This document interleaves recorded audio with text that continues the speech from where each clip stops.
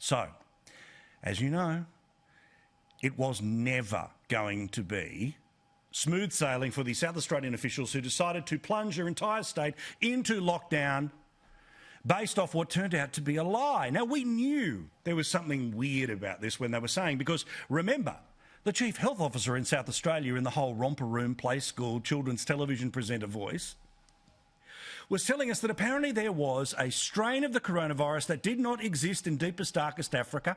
It did not exist in the poorest parts of Europe. It was not even in COVID-ravaged United States. In fact, it had not even flown into hotel quarantine in Sydney, in Perth, in Brisbane. No, a special strain of the Rona was the radelaide strain. This was one that apparently would jump from pizza boxes and infect everyone who went near it. I'll have a side of woo flu with that. Well, that's what she said.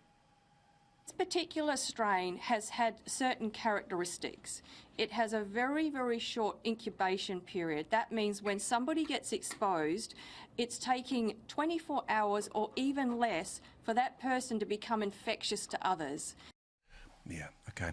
And despite the fact that they had said they'd got all the contact tracing in place, this new radelaide strain of the virus apparently was the justification for a 6-day pause.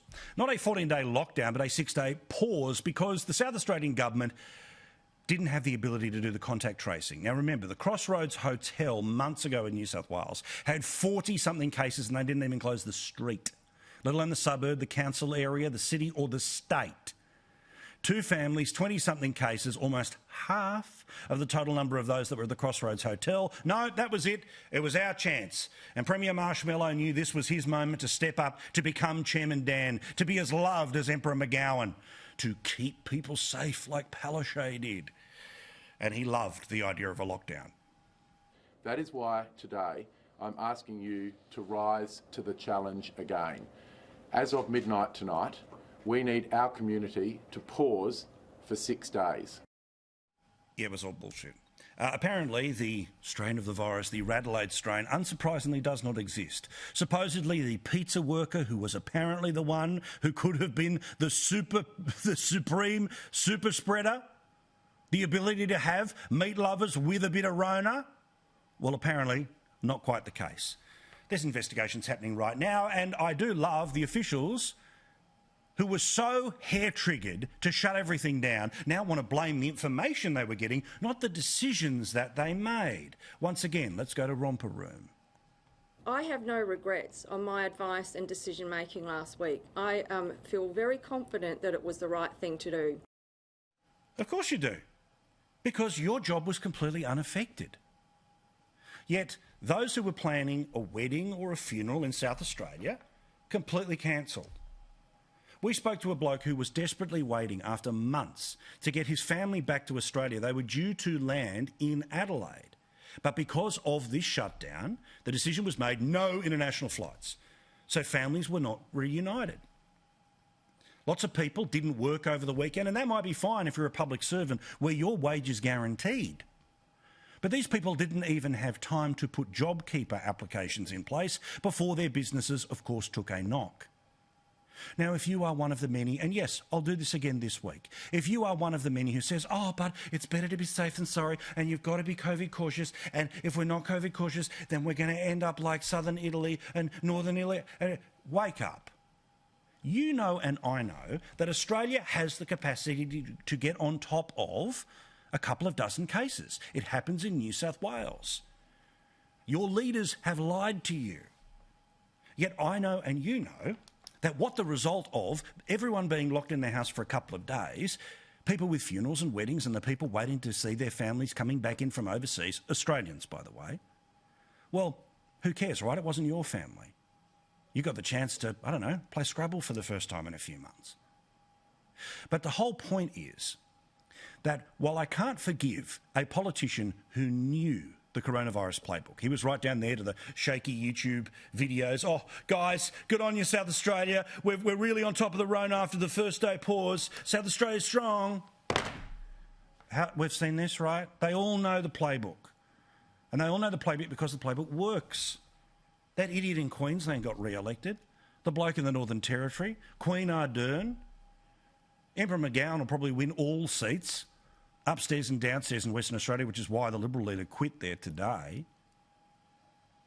Even Daniel Andrews' opinion poll numbers have gone up, despite the fact that his public policy failure that led to hotel quarantine, that killed 800 people, and the fact that you're bored with me saying this is part of the problem. Think about it.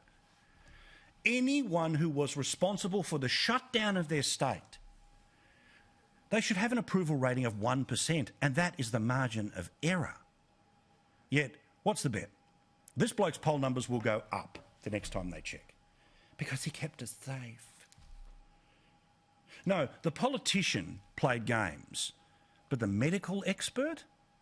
Was the medical expert honestly so stupid as to believe that there was a brand new strain of coronavirus that only existed in Adelaide? Of course not.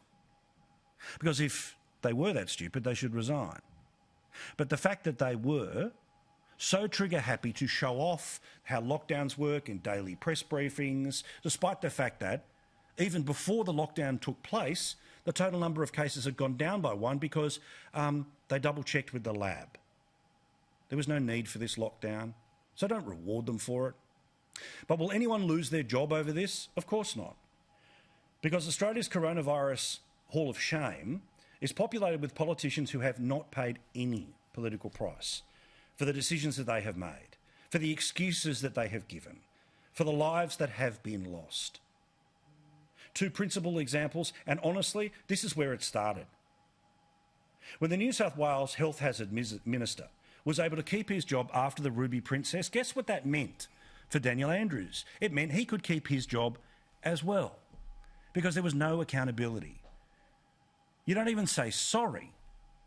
It's those of us that are annoyed with their decisions or have to live with the consequences of their decisions that apparently have the problem. Because too many Australians are licking the boots of these people, thanking them. And while I know the plan was that everyone who went through 6 days of lockdown in South Australia was going to come out and be the new Anzacs, oh, South Australia strong. That's the game, because the cover of COVID hides so many sins. And we are in an absolutely wonderful position in Australia that we can have this bitch and moan on telly. And that's only because we shut the borders early enough. We had a hotel quarantine system that worked, principally in New South Wales. And we've got contact tracing that means you can get on top of when things, well, you can see them coming. That's the thing with this virus. With so many people being tested, a population that is so aware of what's going on, we can get on top of the spot fires. Yet to pretend that a grass fire is the same as the Black Saturday bushfires gives you an idea that while nobody said it around the table in South Australia, they all thought it. There's no way we can lose on this one. Instead, they did. And they made you the loser.